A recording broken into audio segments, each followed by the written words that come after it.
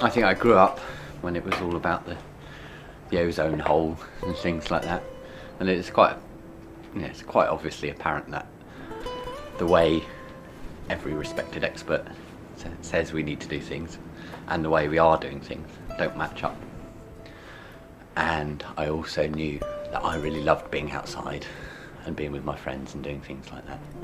And somebody gave me a copy of a book called Shelter, which is a fantastic book, and it's very much just a scrapbook of people's shelter that they provided for themselves, and it covers a lot of indigenous shelters and ways of shelter, and it also covers a lot of contemporary shacks and huts and self-built homes. You know, as well as showing the practicality of it, it shows something of the joy of the creativity of it. Our first attempt at building was just before we had our first child, and it was a round straw bale house on stilts on a platform in the woods, and it took us about 2 months to move in and cost us about £2,000 or £3,000. We did it again.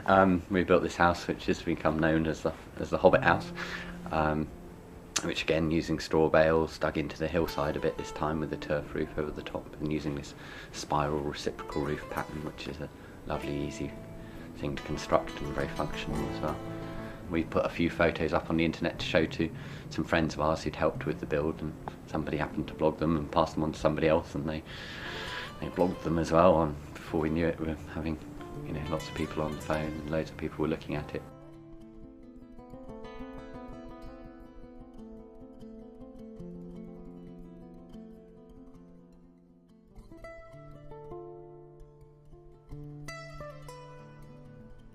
Well, what seems to happen if you get a major article is all the other news agencies and publications around the world, they just instantly ring you for the same story.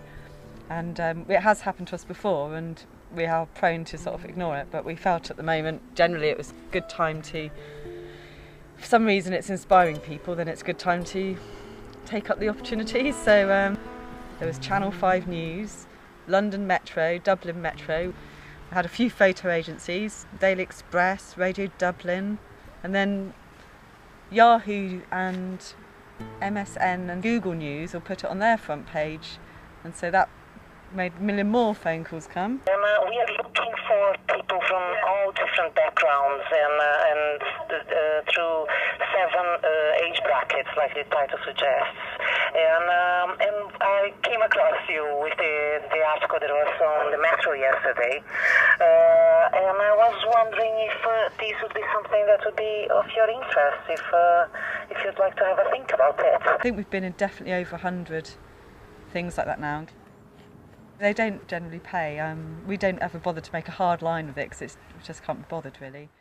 It's really humbling and amazing. We hear from so many people, from London stockbrokers to native North American Indians, and from all around the world who can really associate with that. And I think that's really telling, that there's something there. There's some link to something which is within us, and I suppose really it's a bit of a desire to live a simple life.